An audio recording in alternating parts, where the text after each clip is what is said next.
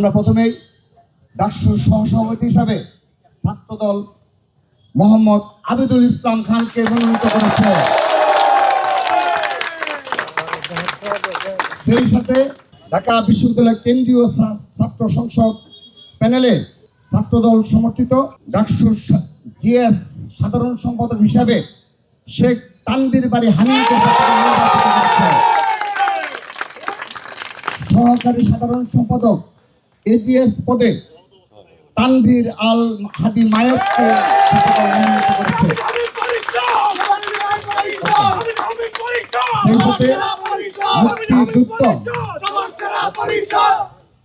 সেই সাথে মুক্তিযুদ্ধ গণতান্ত্রিক আন্দোলন বিষয়ক সম্পাদক হিসাবে আরিফুল ইসলামকে ছাত্রদল মনোনীত করেছে।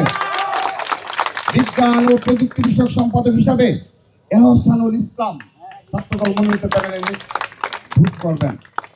কমন রুম, পাঠকক্ষ ও ক্যাফেটেরিয়া বিষয়ক সম্পাদক হিসাবে যেমন ফারিয়া ইসলাম মেঘলাকে ছাত্রদল মনোনীত করেছে। আন্তর্জাতিক বিষয়ক সম্পাদক হিসাবে মোহাম্মদ মেহেদি হাসানকে আমরা মনোনয়ন দিয়েছি। সাহিত্য ও সংস্কৃতি বিষয়ক সম্পাদক হিসাবে আবু হায়াত মোহাম্মদ জুলফিকার ইসলামকে ছাত্রদল মনোনীত করেছে। আমরা সেই সাথে একটি বিষয় স্মরণ করে দিতে চাই, গবেষণা ও প্রকাশনা বিষয়ক সম্পাদক হিসাবে 2024-এর 15 জুলাই আহত ঢাকা বিশ্ববিদ্যালয়ের শিক্ষার্থী সানজিদা আহমেদ তন্নির সম্মানে আমরা ছাত্রদলের পক্ষ থেকে গবেষণা ও প্রকাশনা বিষয়ক সম্পাদক পদে পদটি শূন্য রেখে আমরা পূর্ণভাবে সানজিদা আহমেদ তন্নির সমর্থন ঘোষণা করছি।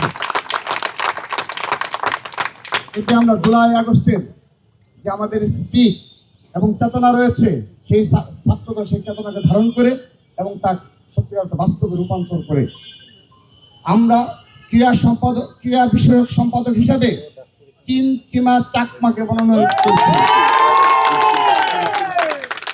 ছাত্র পরিবহন বিষয়ক সম্পাদক হিসাবে মোহাম্মদ সাইফুল্লাহ সাইফকে মনোনয়ন করেছে। এক্সট্রিম মশার কয়েল প্ল্যান্ট ফাইবার দিয়ে তৈরি, ডেঙ্গু, চিকুনগুনিয়া বাহি সহ যে কোনো মশার বিরুদ্ধে দেয় এক্সট্রিম সুরক্ষা। সমাজ সেবা সম্পাদক হিসাবে সৈয়দ ইমাম হাসান অনিককে ছাত্রদল মনোনয়ন ঘোষণা করল। কেরিয়ার উন্নয়ন বিষয়ক সম্পাদক হিসাবে আমরা মোহাম্মদ আর কানুল ইসলাম রূপককে ছাত্রদলের পক্ষ থেকে মনোনীত করেছি। স্বাস্থ্য পরিবেশ বিষয়ক সম্পাদক হিসাবে ছাত্রদলের পক্ষ থেকে আনোয়ার হুসাইনকে মনোনীত করেছি। মানবাধিকার ও আইন বিষয়ক সম্পাদক হিসাবে মেহেদি হাসান মুন্নাকে ছাত্রদল মনোনীত করেছে। সেই সাথে সদস্য হিসেবে আমরা যাদেরকে মনোনীত করেছি তাদের নাম আমি এক এক করে বলছি।